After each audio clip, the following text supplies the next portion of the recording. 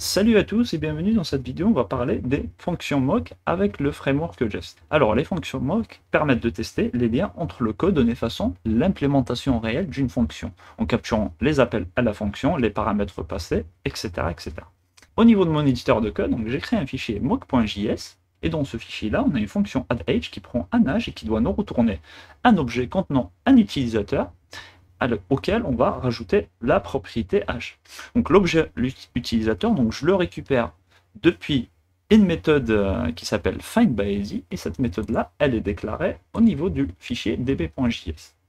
Donc à ce niveau-là, il y a simplement une classe MongoDB avec une méthode statique qui prend un ID et qui va simuler un appel à une base de données, et puis nous retourner un objet contenant donc un ID et un nom, donc un utilisateur.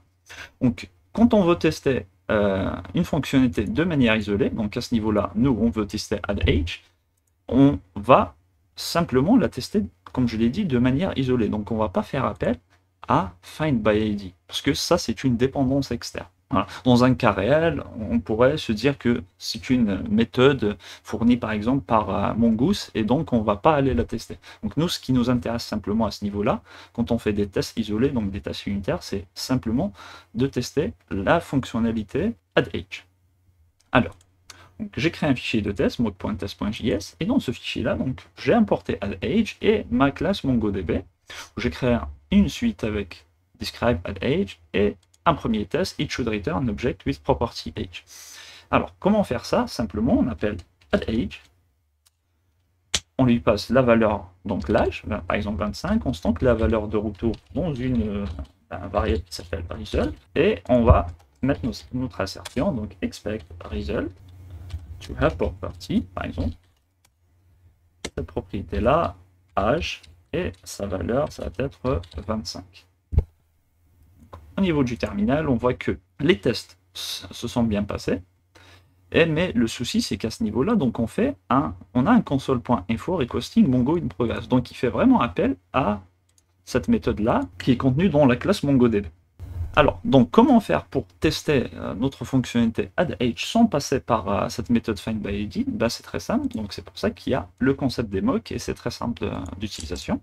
Donc on fait simplement un petit coup de MongoDB.findById et on remplace cette méthode-là par une fonction simulée, donc jest.fn. Voilà. Et on a aussi beaucoup de méthodes qui nous permettent de rajouter du comportement à cette fonction simulée. Par exemple, mock return value.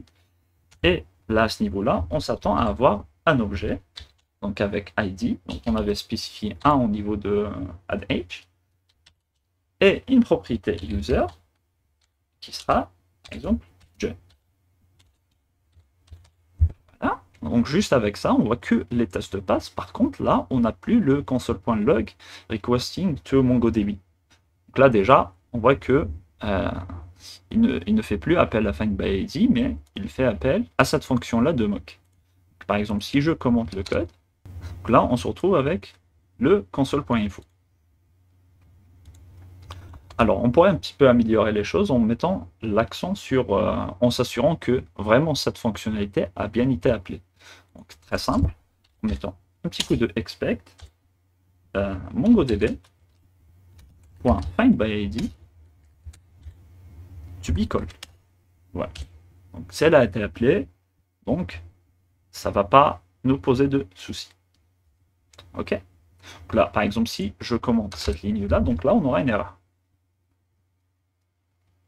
Voilà, donc on aura une erreur, car tout simplement, to be called est un matcher qui va s'appliquer sur les fonctions simulées, donc sur les mocks, et non pas sur l'implémentation réelle. Voilà.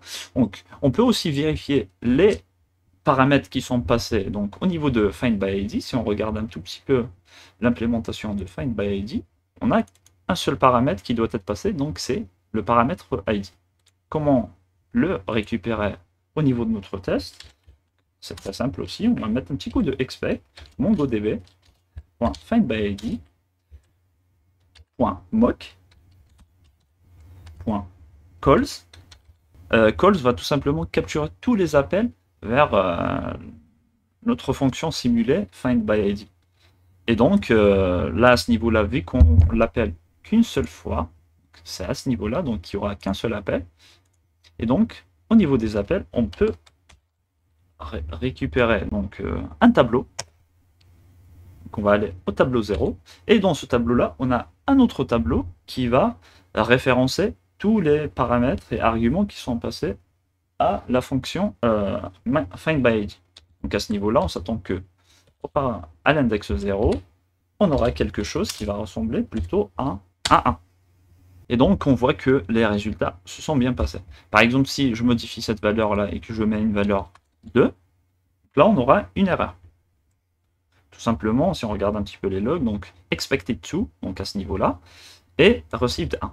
Pourquoi received 1? Tout simplement car au niveau de mock, quand on a appelé findById, on lui a passé 1. Donc c'est à ce niveau-là que Jest va récupérer donc, les arguments qui sont passés à la fonction byId et il va les incorporer tout simplement à notre fonction de mock. Voilà.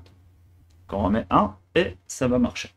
Donc si vous aviez par exemple plusieurs paramètres au niveau de findById, donc vous mettez par exemple 0 et puis 1, l'index 1 ou l'index 2 ou l'index x, etc. Et si vous faites plusieurs appels à votre fonction findById, là tout simplement vous changez cette valeur là. Donc voilà un petit peu pour les fonctions mock avec le framework Jest. J'espère que la vidéo vous aura plu et on se retrouvera dans une prochaine vidéo. On fera un cas pratique de test.